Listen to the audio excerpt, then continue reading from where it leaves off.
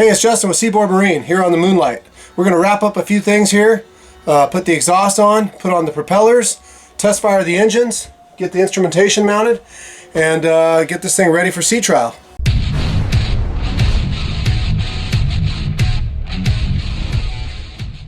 Alright, we're just fitting the exhaust in the Moonlight. So we've got some stuff tacked together here. We're seeing how everything fits here before we weld these up. Merrick is just kind of fitting up the exhaust. We custom glassed the inlet and outlet on these. We kind of customized them to make them fit the application a little better. But that looks like it's going to be perfect. Yeah. Okay, everything looks like it's lining up good. So we'll go ahead and weld these up. Okay, now we're going to try the port side here. So again, we got this kind of tacked up and mocked up. And just doing a final fit before we do the final welding. So Merrick's putting this together here. Doesn't need to go all the way in, just so we can see the alignment. Yeah. So you can visualize how it goes together. Yeah, that looks good. I can tell from here. Right on here. Yeah, the hump hose will go right there. This is the control box for the Glendenning controls on the Moonlight. This is going to be mounted underneath the floor. You won't see it. Otherwise, we'll put more time into it. But this is just drilled and tapped, so you just take off the nuts if you ever have to remove it. You can see all the ports. There's port engine, starboard engine, throttle. This is actually the gear shift. So here's the Glendenning control module installed in the boat here. Cables go back to the engine and up to the helm. Okay, we got the harnessing all in. Oh, we got the battery. The DVMs are on, so the batteries are on. Alright, the battery is off. So we got power to the displays. No data because they're not running, but see the voltage there. And room temp. Okay, we're test firing the engines. Starboard engine. Starboard engine? We can only do them one at a time. One garden hose.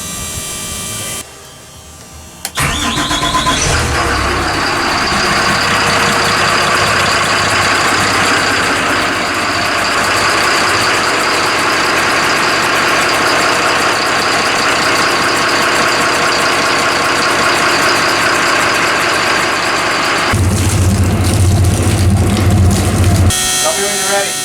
Hang on. I'm starting to break. Filling it up. Okay, go ahead. Go ahead.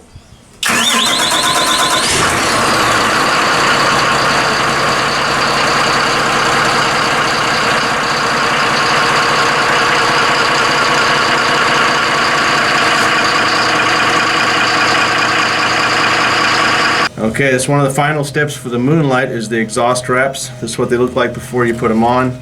These are custom made for each boat, well, each exhaust design, and basically they're designed to be put on and taken off as needed, where there's some out there that are hard, have to be cut off.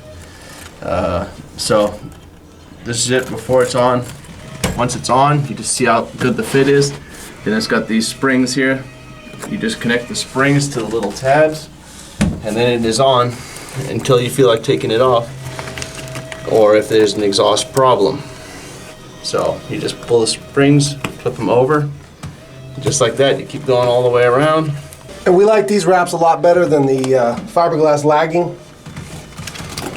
Yeah, they offer better insulation, and all the fiberglass insulation on this is covered by this blanket, so you don't get itchy when you touch this with your arms. And that is it. Shift it a little. We've got some clearance right here. Got some clearance up here. These are the Cummins 6.7, so they're probably the smoothest engine Cummins has at the moment.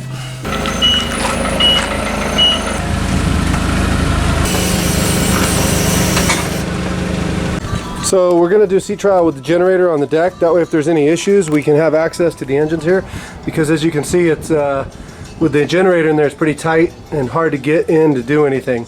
So we're just going to make sure everything's good, and then we'll put the generator in once the boat's in the water. We'll just use the A-frame and drop it in there and hook it all up. Everything's ready to go. Alright, finishing touches on the Moonlight here. Yep. Propellers are going on. Doing a test fit, make sure they go up just as far.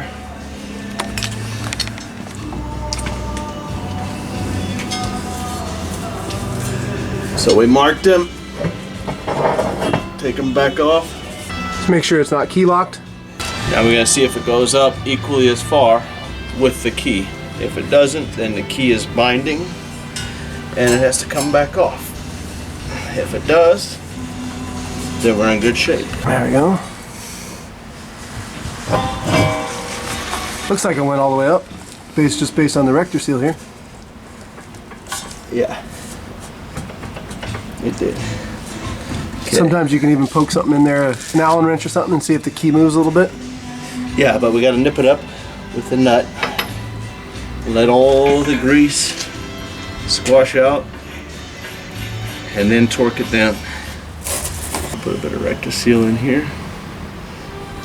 Tony likes a rector seal and WD-40 combination. Makes almost like a grease that, Yeah, like a paste. yeah. So yeah, I can turn the nut, shake a little. Yep, that stuff hydraulics out of there. And I'm lined up with my line now.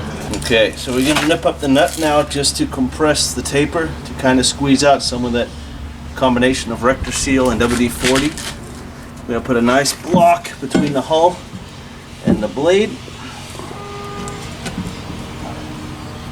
Kind of lock it in place for us. And then we're just gonna put a little bit of pressure just to squash out that lubricant. It's important to make sure here that you don't let your prop sit in the sun before you install it. Correct. You want it as close to, You wouldn't notice it now, but when it comes time to take it off, you won't come off easy. so now you're just gonna let it, Let it sit here for about 5 minutes, and then we will torque this down all the way. Then we'll put on the second nut. Now when we tighten it, we want to put the load closer to the main hub. Because out here is quite a lot of leverage. We don't want to bend this out. So brace it on the ground. You can even, if you come on the inside here, you can brace it against the hull if you wanted to.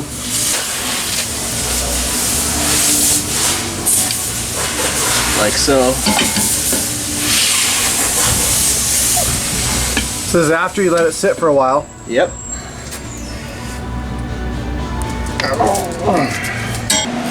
We like to use the Simpson epoxy borrowed from the construction industry. Works pretty well for a lot of marine applications. You can get it anywhere, Home Depot, Lowe's. Okay, so we want to degrease it first because we did put a lot of oil and rector seal on the thread. Just some brake cleaner or acetone or Whatever you got. nail polish remover. Paint thinner. Just put it on here pretty liberal.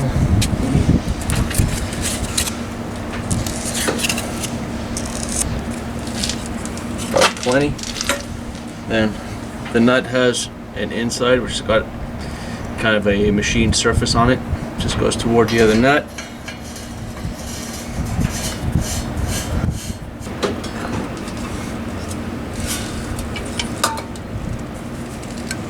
Now you're not going to be able to tighten this one like you did the last one. Because the last one you got everything into place. This one's just to lock the big nut in place. Stop it coming loose. So you're putting a little less torque on that one or about the same? About the same, but it just doesn't have any stretch and you're not pushing it prop up a taper. You're just going up against that nut. So Yeah. there's no give or anything. No stretch in the shaft. And then just Clean it up. wipe off the excess, and this one, once we install the cotter pin, it's done. Cool. You wouldn't really need the cotter pin because of the epoxy, but some insurance companies might require it. All right, beautiful. All right, next stop, sea trial.